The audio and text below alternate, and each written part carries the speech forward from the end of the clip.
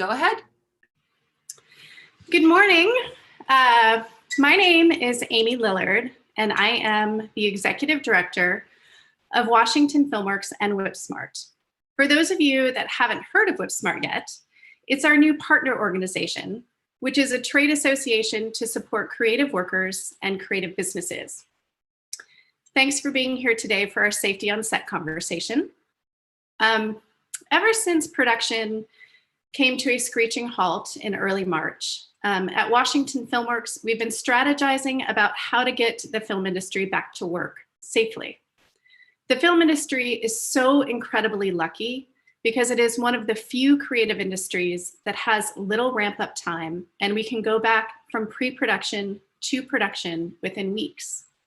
Not only that, but as the economy in Washington begins to reopen, the work that the film industry does, like making commercials and social media content as examples, is critical to helping our businesses reopen. So film is actually one of only a handful of sectors that have gotten the green light from the governor's office and from the Department of Health to go back to work.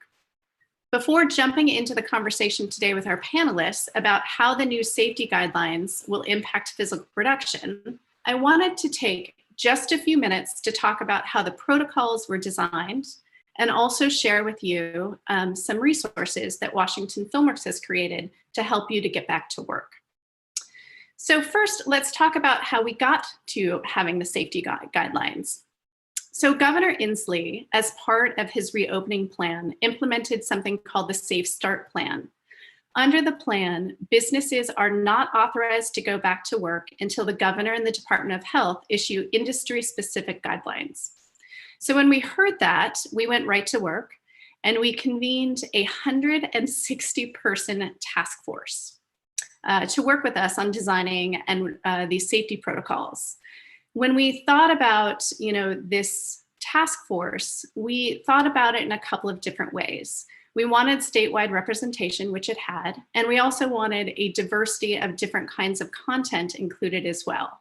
In addition, the 160 people who volunteered their time included cast, crew, we actually had representation for every department on a film set, production companies, production service companies, film office reps, and entertainment unions. As we started this process, we read and looked at over 60 film safety protocols from around the world. We also dug pretty deep into all of the union recommendations, including the white paper that was issued and the Safe Way Forward document, which was very helpful. And then finally, we read everything that we could on the governor's office website about other sectors who had gotten approved and what those look like. So as a result of all of that work, we came up with two different documents for the film industry. The first one is called the Phase 2 Motion Picture Production COVID-19 Requirements. We can thank the governor's office for that title. So again, it's the Phase 2 Motion Picture Production COVID-19 Requirements. This is a 3-page document that outlines the mandatory safety protocols for film. Every production, regardless of size or budget, whether you're working on public or private land, everyone must follow these guidelines. A lot of the things that you'll find in this document mirror what other sectors have approved. For example, employers must provide personal protective equipment for those people who are working on set. You have to maintain a 6-foot distance whenever possible. And you have to have a COVID-19 safety plan and a COVID-19 supervisor on every job site. That supervisor's role is to enforce the safety plan and monitor the health of workers. But in addition to that document, the task force took it a step further. And what we did is we created something called the Washington State Motion Picture Production COVID-19 Best Practices document. This document includes what we call industry standard best practices. There are recommendations in this document for each department to consider when going back to work to keep safe. And then in addition, there's lots of information from the Safe Way Forward document, which the unions put forward about things like zones, which will be helpful for those larger productions. These documents will be the heart and soul of our conversation today with our panelists. But before we jump into that conversation, I wanted to chat a little bit about what Washington Filmworks has put on our website to help you go back to work. So based on the requirements, we built out a ton of resources on our website.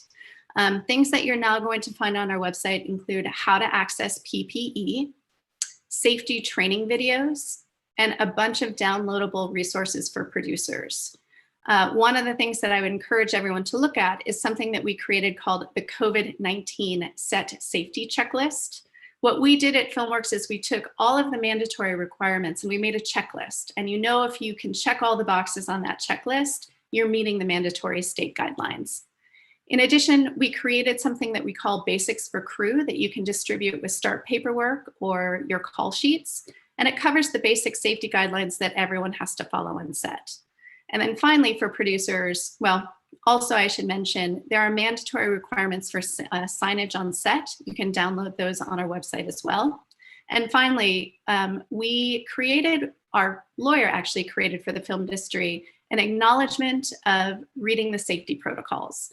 And so it's something that producers can download and hand out to crew and cast to confirm that everyone read the document, read the safety protocols and know what they need to do to comply. So without a doubt, this situation, as everyone knows, is shifting and changing on a daily basis. Right now, the film industry is approved to go back to work in any county that is at phase 2 or 3.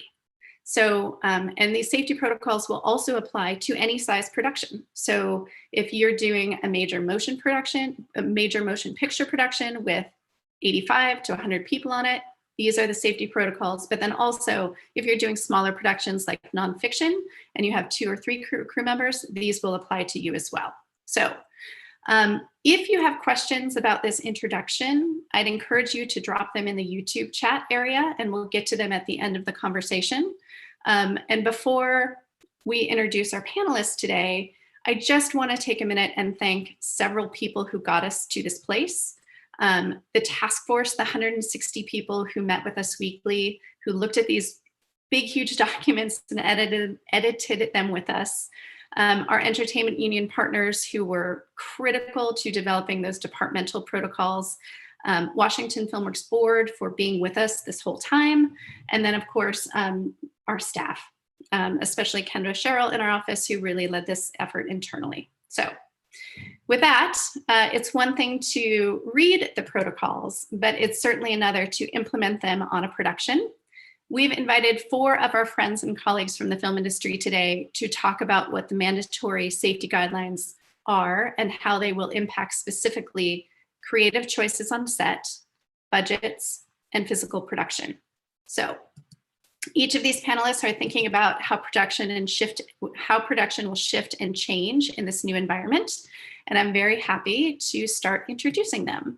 So I'm going to start by introducing our brand new board member who just joined our board this July, and her name is Myisa Plancq-Graham. Hello. Hi, welcome. Thank you. So quick intro. That was, I feel like Amy's intro was plenty. But my name is Myisa Plancq-Graham.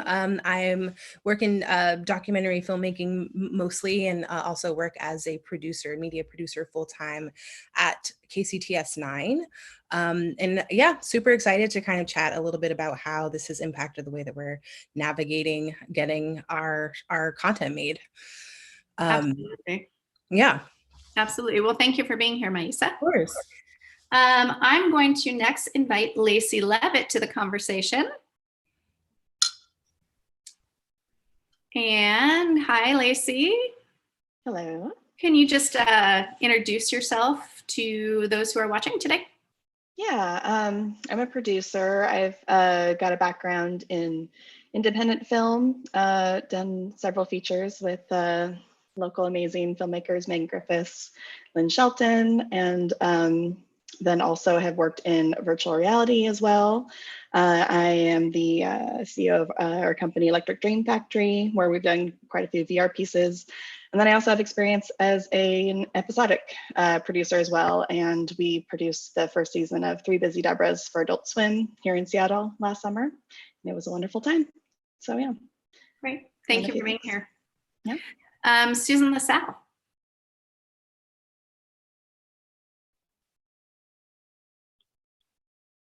Hi, I'm Susan LaSalle. I'm senior producer at Cully Struble, also Directors Guild UPM for documentaries and feature films. I'm happy to be here. Welcome, Susan. Thanks for being here. And last but not least on our panel today is Rich Cowan. Hello. Hi. Thanks, Amy. My name is Rich Cowan. I work at a place called North by Northwest in Spokane, other side of the mountains from all of you over there. And I work primarily in scripted entertainment over here. Great.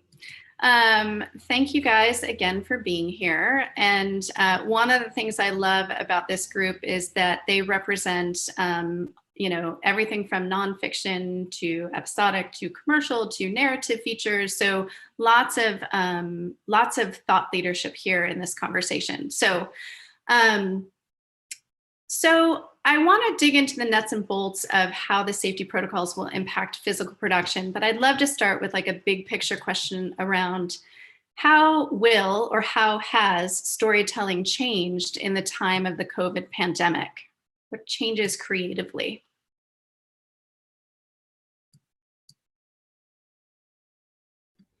I'll hop in. I feel like I'm pretty fortunate in that the organization that I work for, one, we have a studio space. So I feel like it gives us a little bit of flexibility in terms of how we can just control the foot traffic coming in and out of the building. So that's been really helpful. I do feel like in addition to the COVID pandemic, there's a racial uprising right now, a cultural uprising happening right now. And I feel like a lot of what I've been focusing on is just contextualizing the work that I'm doing and just kind of establishing that we're doing this work in the midst of a very unusual time. And I think that that's incredibly important to just establish, both with the talent before cameras are rolling, but also once cameras are rolling, just to make sure that I don't know. I just feel like it's an important step to just kind of give the space and the conversation, particularly because I'm focusing on nonfiction, more documentary leaning kind of storytelling, just to kind of give some attention to the moment that we're in. I feel like that's probably the biggest impact the storytelling has had as far as my work is concerned. It's been a lot about just making sure that we are giving the proper amount of attention to the moment that we're in right now. I so appreciate that comment. Thank you. Anyone else want to join in? Well, I think it's been a little tricky. As you know, we have to organize how we do the productions and in terms of background and keeping the cast small, the crew small, and keeping people in zones. And it does affect the storytelling in a lot of ways. You can't do a big action piece as easily. I understand they're doing Jurassic World in Great Britain right now. They have 109 pages of protocols, and those are big productions. Here, we're doing primarily budgets that are much lower than that. And I think you just have to be very creative. You have to pre-plan everything very carefully and take a look at every step of the way. I mean, it's a different way of storytelling.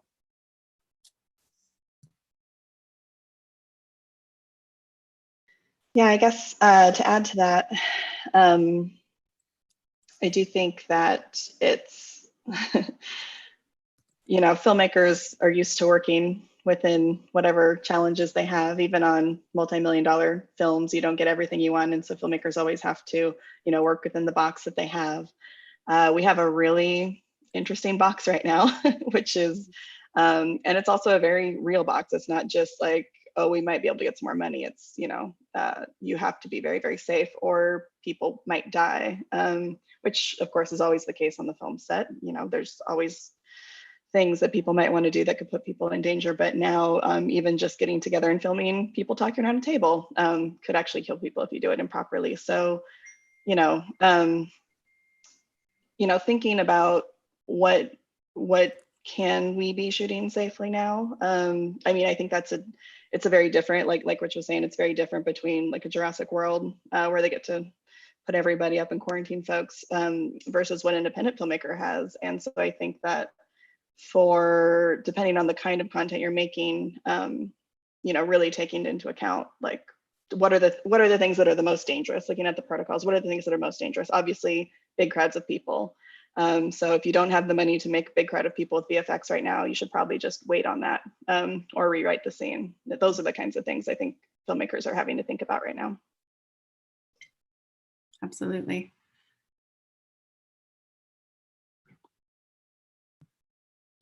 All right, Susan, do you have anything to add, or should we move on to the next question? Oh, you're muting. I think we should move on. Thanks, Amy. Okay, great. I would love to move the conversation in a direction about how the safety protocols are impacting budgets. I know you guys are all always plotting and planning for the next projects that you're working on, but I'd love to jump into some key topics that we were talking about in the task force. You know, Rich, I would love to start with just the update that we were chatting about yesterday. Can you briefly talk about the challenges around production insurance specifically for productions, and then what you heard yesterday from the folks that you work with? Right. Yes. Thanks, Amy. It is a challenge getting insurance. I'll explain why. First of all, just the actual producer's package of insurance will go up about 30 or 40%. However, the plan is they will exclude COVID-19 coverage and what's called civil authority coverage, which means if you're shut down by a government entity, they would insure that. But those are being excluded right now from a producer's package. Now you can, the gentleman I work with, Kent Hamilton at Front Row, has found an underwriter that will underwrite those two coverages at a cost of about 10% of the overall production budget. So you can, the good news is you can get COVID coverage and civil authority coverage. The bad news is it's about a 10% premium of the budget of the film. That's a lot, but yeah, you know, yes. It's so different than where, you know, we were having this conversation a month ago when it wasn't even feasible, right? Right. Yeah, that's the good news. Yeah. So if we're looking for the half full. Yeah. There is a limit too. I think that the underwriter can only do about 3 million or so. You know, it's an upper limit there. So they're not going to cover a bigger production than about 3 million. Got it. Okay. Well, thanks for that update.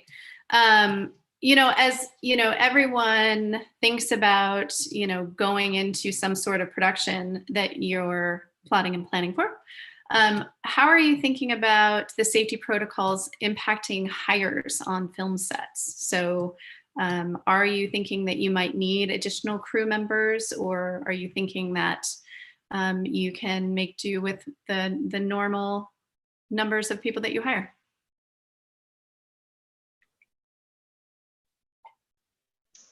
I can take this one if you want.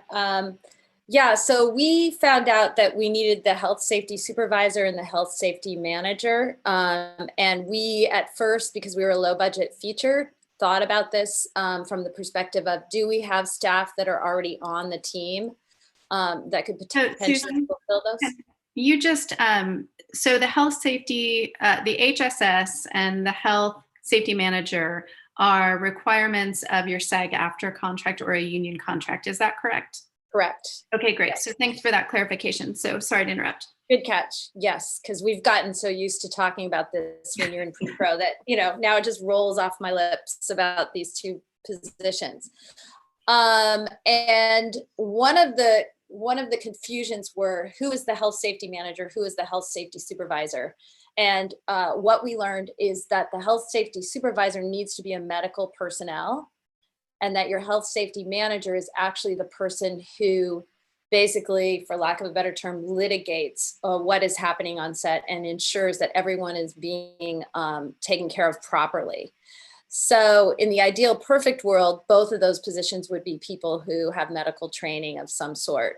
We lucked out in the health safety manager position because we had someone who actually had some training, and that seemed to fulfill that. But the other position needs to be filled by a medical person. And this is where you get into additional crew. And what we found was, because we were so small, additional crew were also required in art department, because that's such a high touch position that with multiple locations, art department determined that they needed different people for each location in order to manage that properly. So that was kind of a big surprise for us going in, is figuring out that, yeah, it would be much safer to have separate individuals managing each location so that they were specifically understanding what those requirements were. Were the people in the art department specific positions? Like, were they prop masters? Were they like, yep.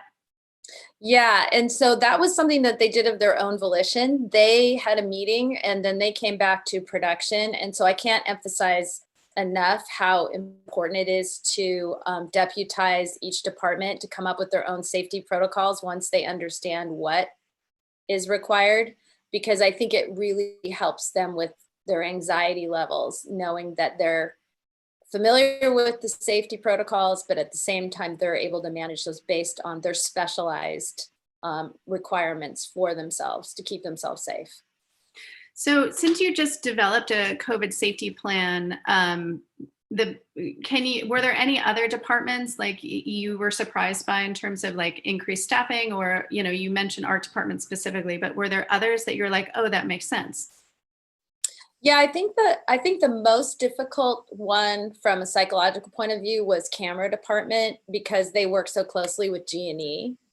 So there was a lot of angst around how do we, you know, get the set lit. And of course, this is where it just became obvious that zone, you know, which is what the industry standard has come up with, you know, that became obvious that this is the way to do it, because you really need to have those zones. Again, because of the high touch with grip and electric, they're touching everything basically. So for those people who are listening today, I will point everyone, if you don't know what zones are, to the Safe Way Forward document. It's incredibly detailed about what zones look like and how they work. But can you, for those people who might not be familiar, Susan, what a zone is, can you just spend a minute like explaining what that is? Sure. So often people are calling this either Zone A, red zone. Jurassic Park is calling this green zone, which basically what that is your camera, your director's team, and your actors. And those people, because they have to work so closely together, in the ideal perfect world, they're isolated as one group. Because when you start getting into this and you realize that if someone tests positive, that entire team is going to be quarantined, you want to limit that number of people. So on the one hand, you might be saying, yeah, we need more people in these departments to accomplish the work because of COVID. But on the other hand, it's a real dance that we're used to doing in production, figuring out how can we minimize the number of people that are in that zone. Mm-hmm. So, but the zones work in the sense that we determined that art department would be its own zone. And you can do this with armbands or wristbands so that people know when that person is in the room, they're not in your same zone and they shouldn't be with you. But it's a way of identifying that, separating out those zones, you're able to somewhat contain in case somebody on that particular zone tests positive. And in the case of art department, our final decision with them all on board would have been that they were never in the same room with any of the other teams, because they're the ones that go out and do the shopping and they're probably, you know, more exposed to the public than anyone. And so they were going to come in the night before, set deck everything. And then the director and DP would go in and approve it. And if they needed changes, then they would, you know, either Zoom or FaceTime and say, look, we need this stuff changed. And then they would come back in, and then the cleaning crews would come in and clean everything. So it's a complex process. Mm-hmm.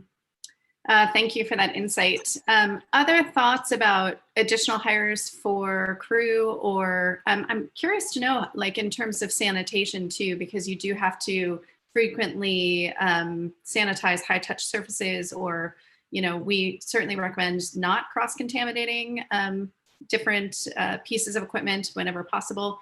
But how are you guys thinking about that? Is that another hire? Is it a cleaning crew that you hire from a private company? Like, how are you thinking about that?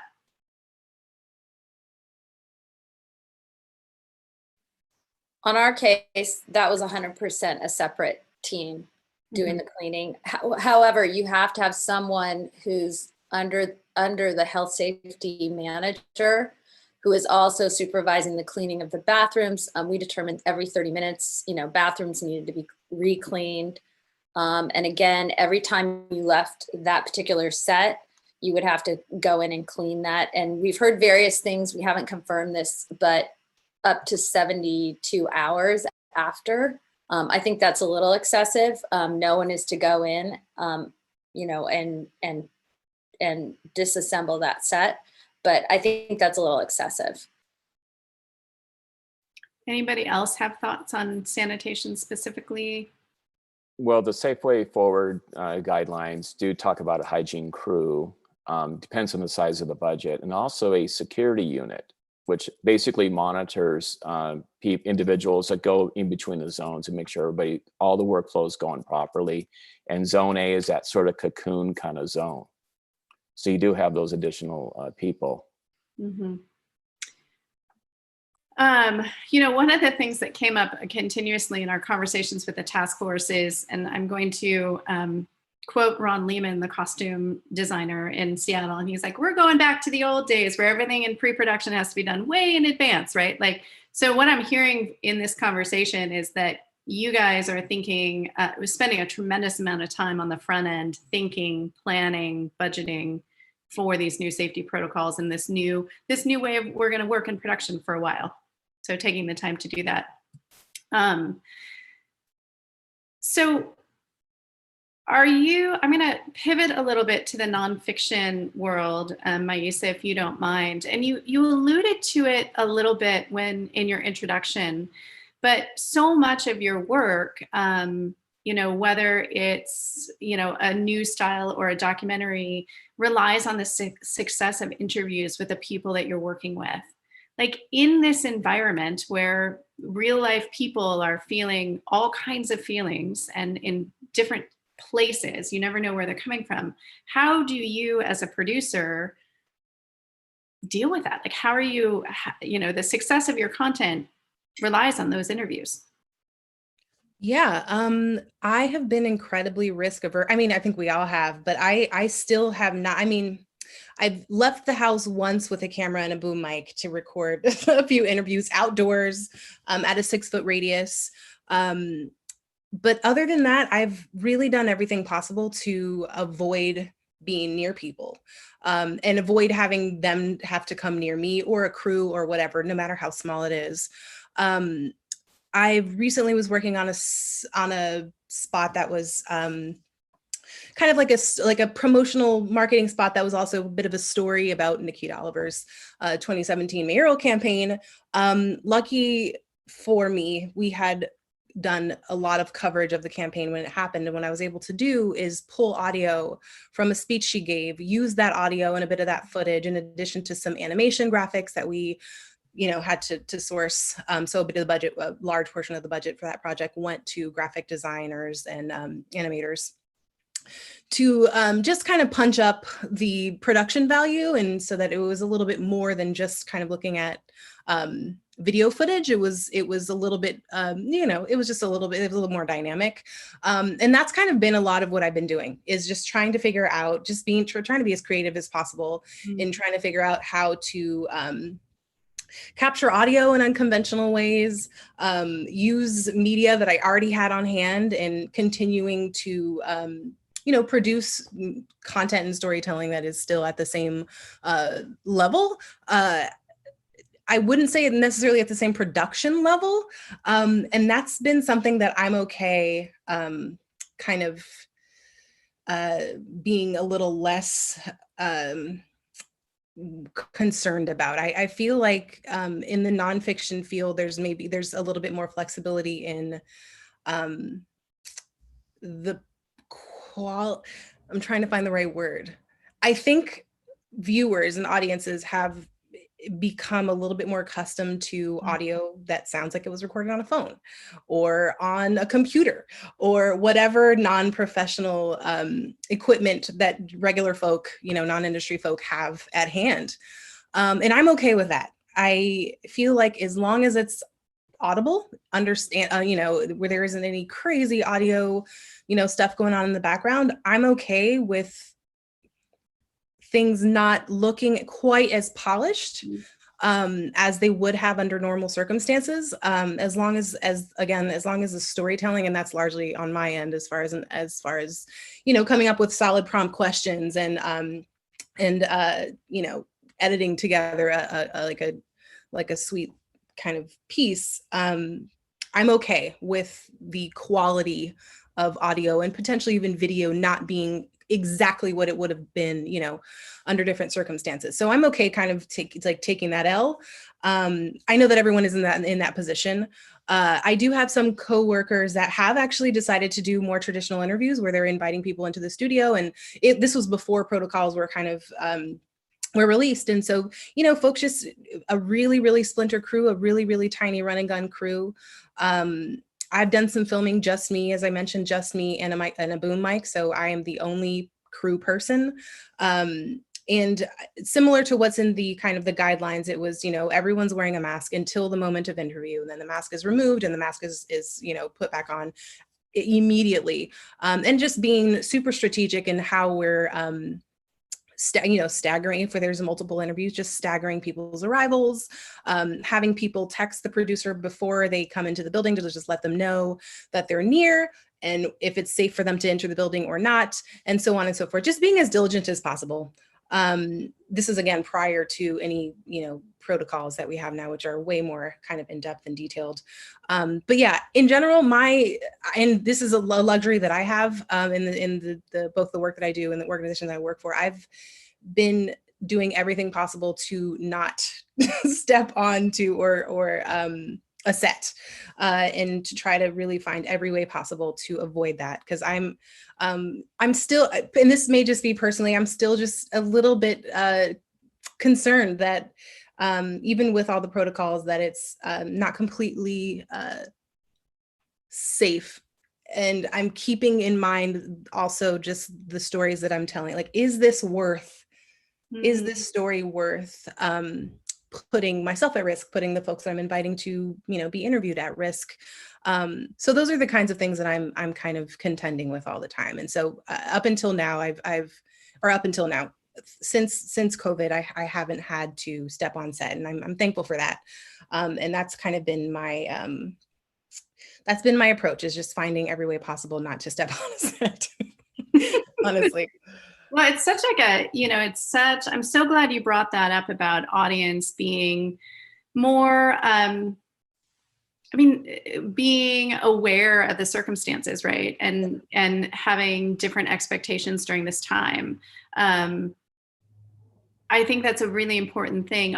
Have you thought about doing interviews in like this platform, for example? Like, is that something that you would think about, or is that a viable way you think for nonfiction folks to get things done right now? Totally.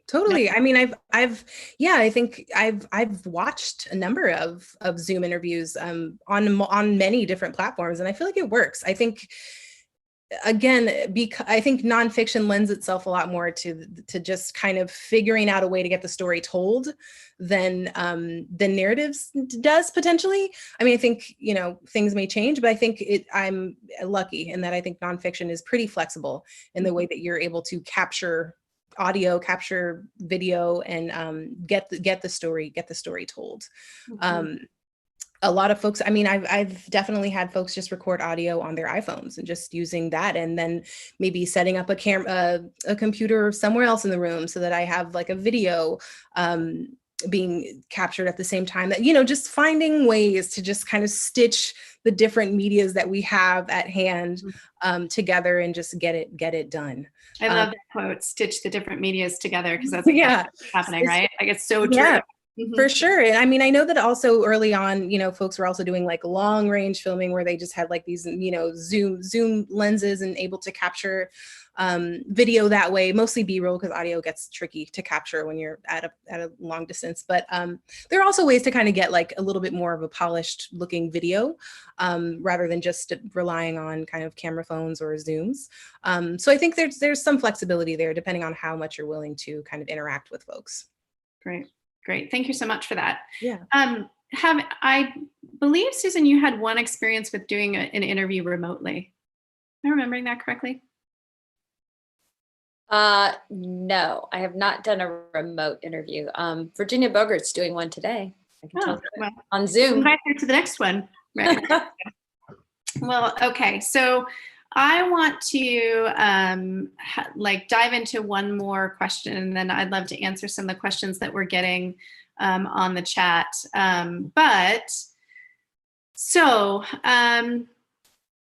Let's talk about testing. So the safety protocols that were approved by the governor's office suggest that when available, we should all be using rapid testing. Just, you know, from our conversations with the governor's office, I will share with the community a couple of different things.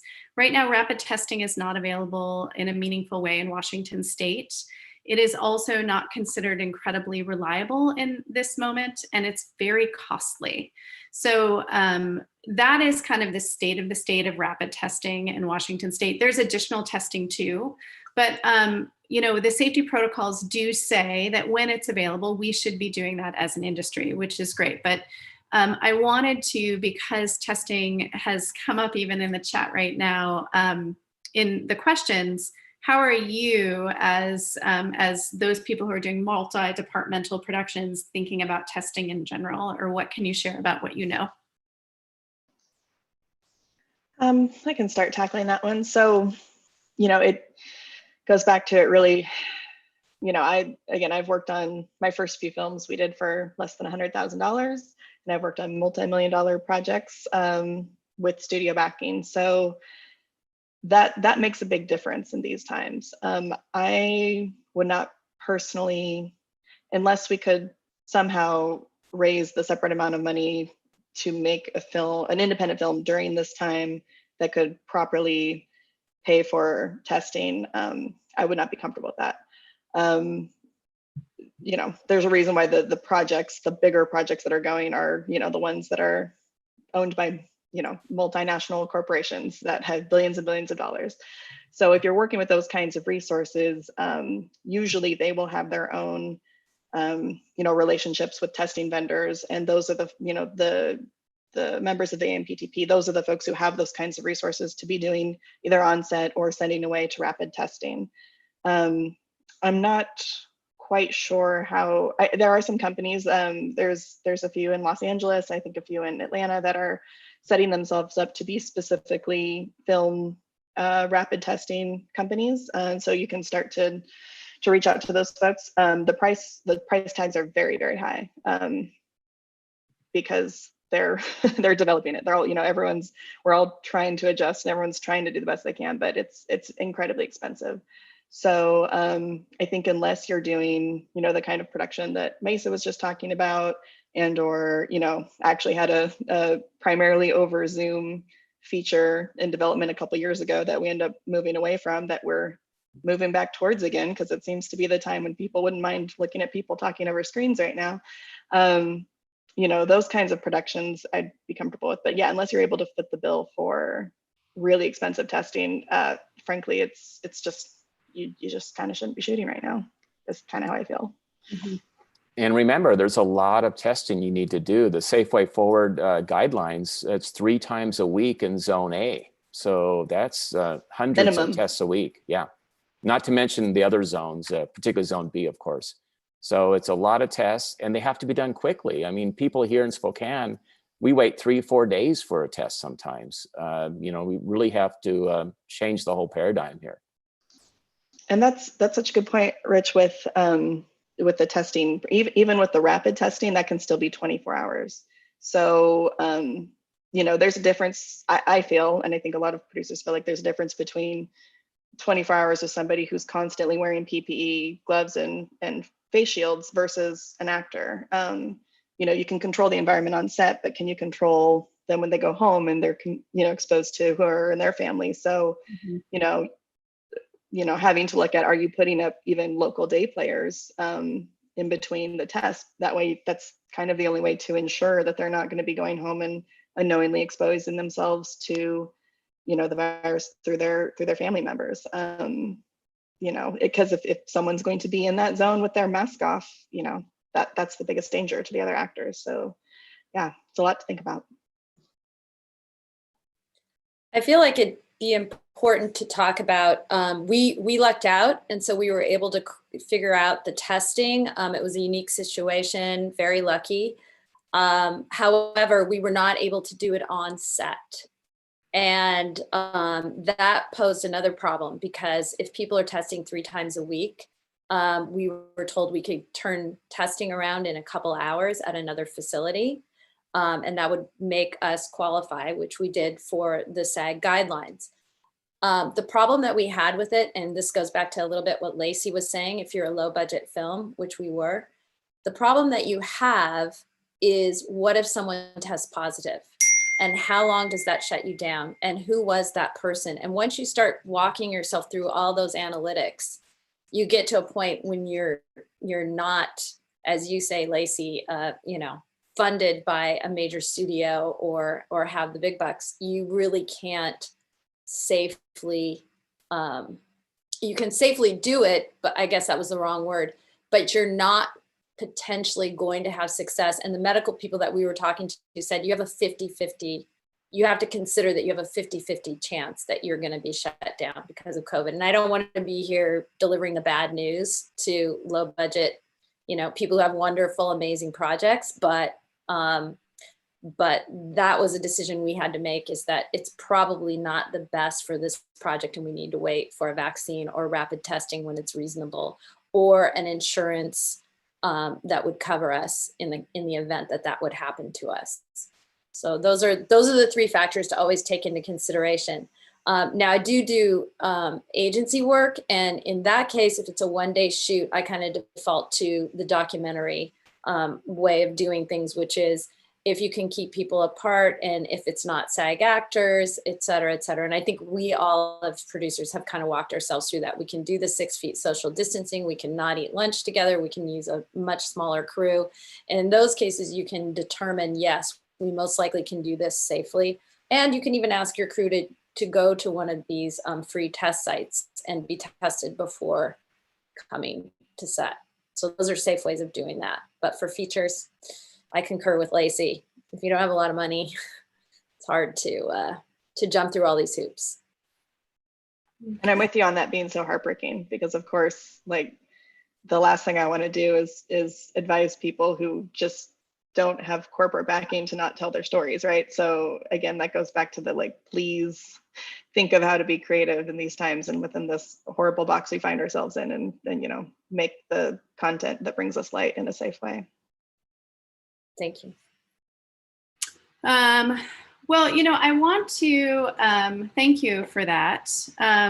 You know, I would love to, one of the questions that came up from the folks that are listening in is where, I mean, I'm not, we're doing it live, so it's like moving as I try and read it. So one of the questions that coming up, like, we're talking about bigger productions, with the exception of what Myisa was chatting about. Myisa, and I know, Susan, you do some commercial work as well. How do you incorporate all of these things on a smaller budget or a smaller production? Are you, any advice in that particular? Seems overwhelming, right? If you're a crew of 4 or 3, how do you implement that? Or do you have any thoughts around it? Do you mind clarifying? So do you mean on a commercial set, how would we implement all these safety protocols? Yeah, or how do I mean, you know, budgets are smaller, crews Right. are smaller. Like, how are you able to meet the mandatory guidelines and still, you know, work in a smaller environment? So how are you thinking about that? Or if you have any thoughts around that?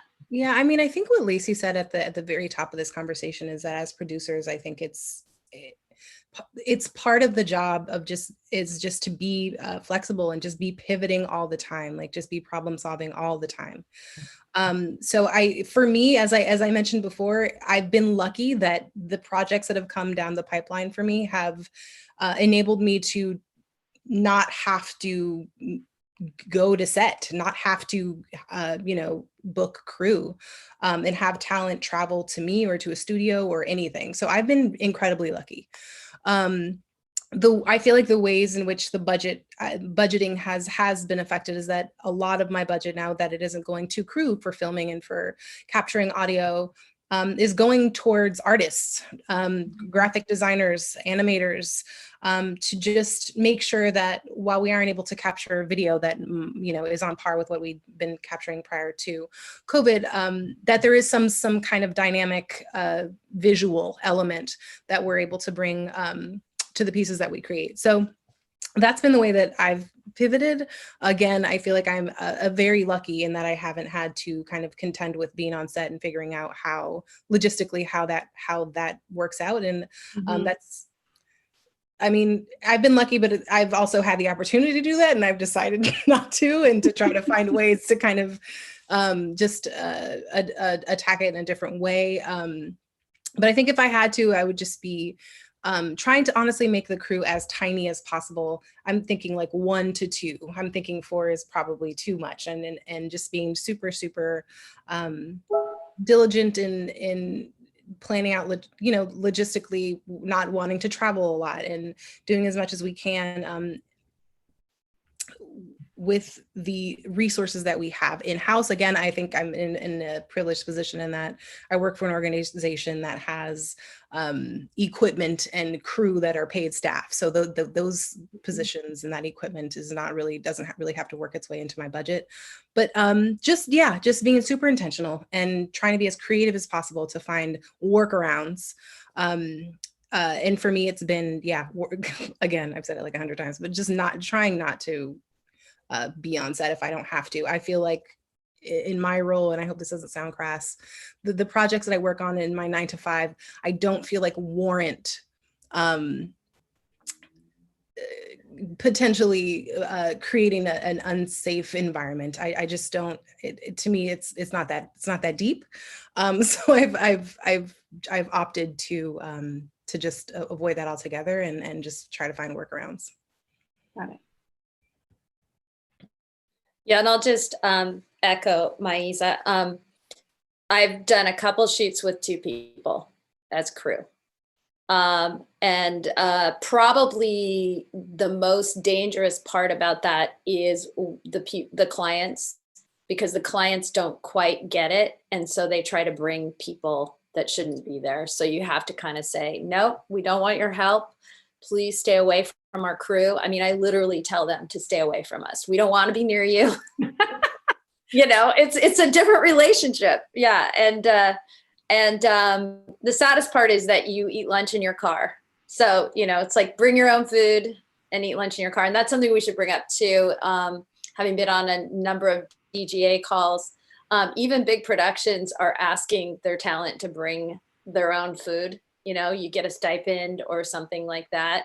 So that's one thing we have to look at very closely. And there were plans on the feature on how we were going to deal with that. Got really creative, but yeah. So I think that the hardship for me is I love my crews, and the fact that I can't have all 10 or 15 of them on set that's kind of emotionally debilitating right now. And knowing that they're not working and knowing that unemployment is going away. So we need to figure some stuff out. So I think the safety guidelines that Filmworks has put together, we submitted those to SAG, passed with flying colors, and we're very grateful to all of you for doing it. It was all of us. It was a big group of people, right? So I wanted to just address a couple of very specific questions that have been asked from the folks that are watching. Is there any certification process being developed for the safety on set officer? And there's two ways. There's two different, we call it on our safety protocols, the COVID-19 supervisor on film sets. On a union set, it's the site safety supervisor, right? Is that HSS? So there are two different, there are different criteria for both. I can speak to the mandatory one on site here at Washington in the Washington State protocols. Again, that person has two roles. It is to enforce the COVID-19 safety plan and then to monitor the health of workers on set. There is no specific guidelines anywhere from the state of Washington about that. On the website that we talked about, that resource section that we built out, the closest thing that we have found that is aligned closely with the film industry is construction. And so there's a video up there. In addition, we are talking to a number of people in Washington State who have taken COVID-19 safety trainings online, asking them about them, putting them up on the site if they can, if they seemed legitimate and things like that. So you'll see that section built out. Does anyone on the panel want to speak specifically about the role of the HSS on a production? Okay. Seems like the next one we'll do is a panel with our with our union representatives. That seems like the next good one you can tune into. So just really quick, that's just to say, yeah, because no, I don't want to. Obviously none of us do. But yeah, I think everyone is waiting with bated breath for the unions and the AMPTP to finish their negotiations and actually put forward the update from the Safe Way Forward, put out what the actual guidelines are. And of course, I understand why that's taking so long because, my gosh, all the consideration that has to go into that from both sides. So yes, productions, as Susan was talking earlier, are able to do one-off plans to have those approved by the unions, but certainly all of us would love to have these very specific guidelines released. So So I look forward to watching that union panel. Right.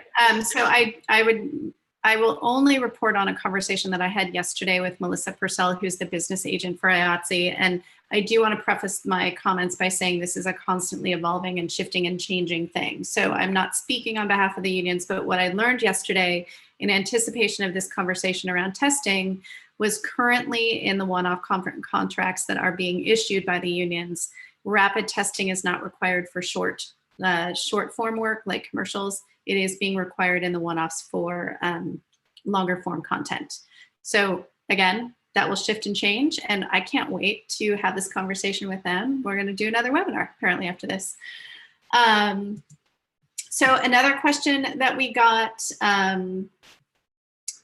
for the panel, how does the panel envision filming on location versus in studio, and how does that change the way you're thinking about production?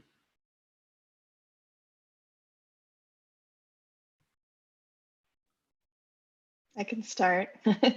And, I think this is where we should all take a collective look at the fact that Washington State has very few stage facilities, and that is a problem always in regular times. That was a problem in the before times. That's a problem now. We have some stage facilities, they're on the smaller end. The nice thing about stage shooting is that you can control things so much more. Going on location right now, it has to look, you'll have to put the same amount of time, energy, and security into locations that you do on stages. So whereas, and many times in Washington specifically, well, I guess kind of everywhere, but a lot of times location shooting is a little bit cheaper because you're going to a place that's got the bones, it's fairly dressed. Now it's probably going to be a lot more expensive to shoot on location, because having to go in with a crew, your health and safety crew have to go in, secure it, sanitize it. Then an art crew can come in and dress it, sanitize it, health and safety, sanitize it. Then Genie come in, light it, sanitize it, and then bring on the company and then call it, when it becomes Zone A. And depending on where this is, needing 24-hour security to make sure that that the public's not getting into the areas to undo all of your sanitation work by exposing to it. So yeah, I think whereas we used to have like, I'm going to make up percentages, but 90% location shooting, 10% stage, specifically in Seattle, I think that has to be flipped.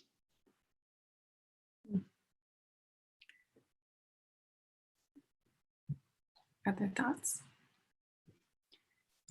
So we are just 5 minutes out. Before I give my kind of closing comments, what are your final thoughts as you move into, being on lockdown and into being able to go back to work? What would your parting thought be? I want to go back to what Myisa opened up with, which is, this has been, obviously their society is having a moment where we're taking a look at what business as usual has looked like. And I think there's a really important reckoning that's happening with that. I also think that for specifically our industry, things that are specific to our industry in terms of both content, but also in terms of how we have been running productions, and how all of us have run productions. There are things that we're gonna have to consider if we're gonna be shooting during the pandemic times, like how long are set hours, how long, how many people do you have on certain things like that. And kind of like going back to what Ron's quote you mentioned about going back to the way things used to be, where you had prep, a decent amount of prep. But I think also in terms of the shooting hours, like people will not be able to sustain the same amount of shooting hours with wearing the PPEs, with the stress of being there. And I think it'd be great if we could all take a moment and be like, do we actually need to go back to those hours? Was that actually sustainable? There was some movement even before this happened. Filmmakers like Marielle Heller pointing out the fact that it is very hard to have families and be able to work on film sets. And should our industry come out of this and perhaps be a little bit more sustainable and kind to ourselves and kind to our crews. And it's always about money, of course, and if you only have so much money, you do what you can. I've certainly done that myself. But yeah, I think that these times are the silver lining of these times is it'd be really nice to re-examine like what is the content we're making, who does it serve, and how are we making that, and how does it serve the artists and the technicians who are coming together to make it. Oh, that's beautiful. Thank you. Yeah, I totally agree with what Lacey just said, all those comments. I would love it if after COVID's over, the standard work day is a 10-hour day, which includes lunch, call to wrap 10 hours. That's the standard day. That's just the only really humane way to do this, in my opinion.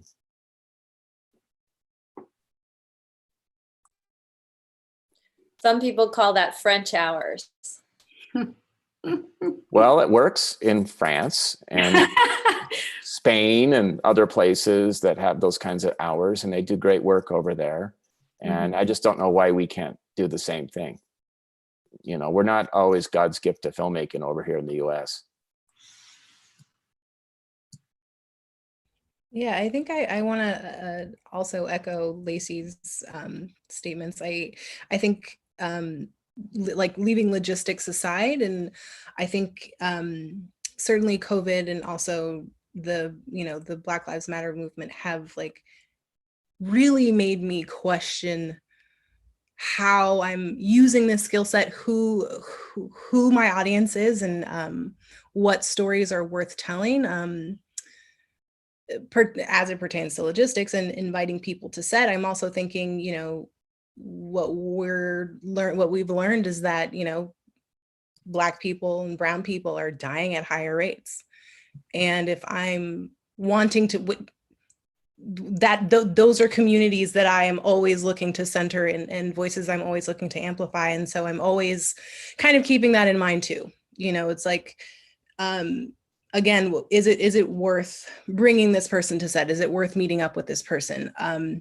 Knowing how incredibly risky it is, and how else can I tell this story? So it's been a lot of figuring out how important a story is to tell. It's been a lot of figuring out how I want to move forward and using my skill set.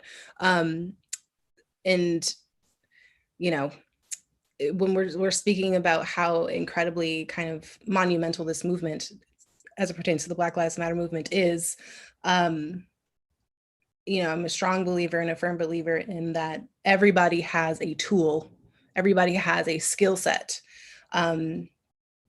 that, you know, I think we have a collective responsibility of participating in this movement and using those tools and those skill sets to do that.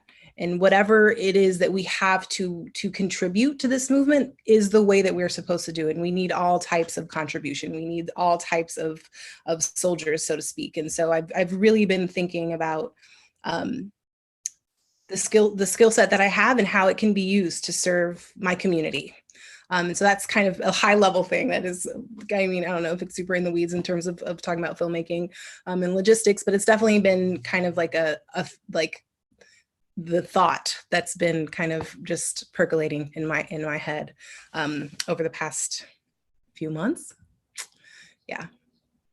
So grateful to have that perspective and that energy joining our board. So thank you for that, Myisa. Susan, any parting thoughts?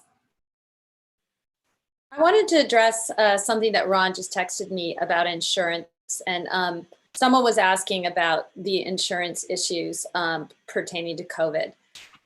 As we producers move forward, we know that we are not insured for COVID.